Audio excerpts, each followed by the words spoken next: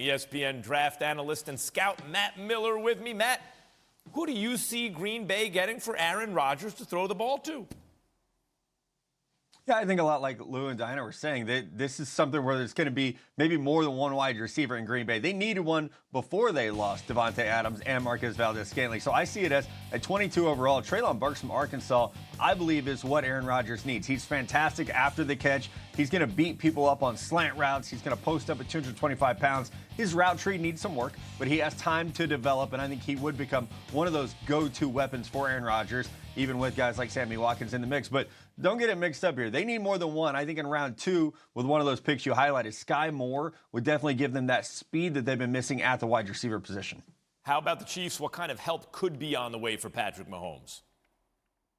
Yeah, I thought Lou said it great, that this is going to be more by committee. But, yes, they do need a young wide receiver here. That's something they're looking ahead. How do we stay young at this position? A lot of players like Juju Smith-Schuster on short-term deals. So I look at the ability of trading up in this draft. They have 2 picks in round 1, 2 in round 2, 2 in round 3. They have 12 picks total. Brett Veach doesn't need 12 picks to fix this roster. Trade up, get the electric Jamison Williams. Maybe you can't make a one-for-one play to replace Tyreek Hill. This is a pretty close way to do that, though, with the most explosive wide receiver in college football last year. Matt, let's play a little game of when and where. You ready? I'm going to give you the player. You tell me when they'll be picked and where they are going. Let's start with Malik Willis.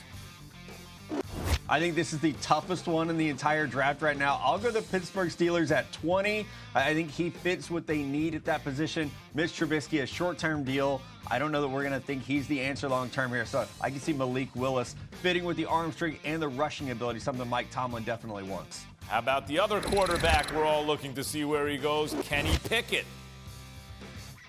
Okay, you got to hear me out on this one, okay?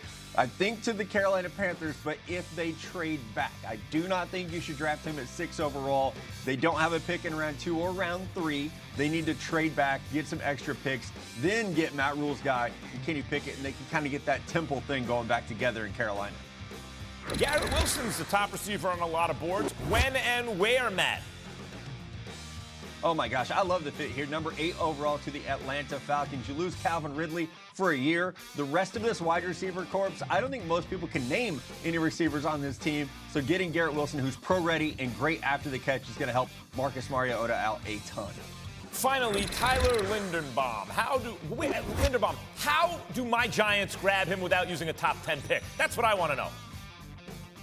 You better trade back into the late first round. I think a team like the Cincinnati Bengals, we've seen them invest in the offensive line. They're going to mimic what Kansas City did, though, when the Chiefs got Creed Humphrey. Tyler Linderbaum would be fantastic at Cincinnati. He fits that Joe Burrow mold of tough, athletic, mean, confident player. I think he would be a lock if he's on the board at 31. God forbid my Giants get a guy like that. Can't use your pick.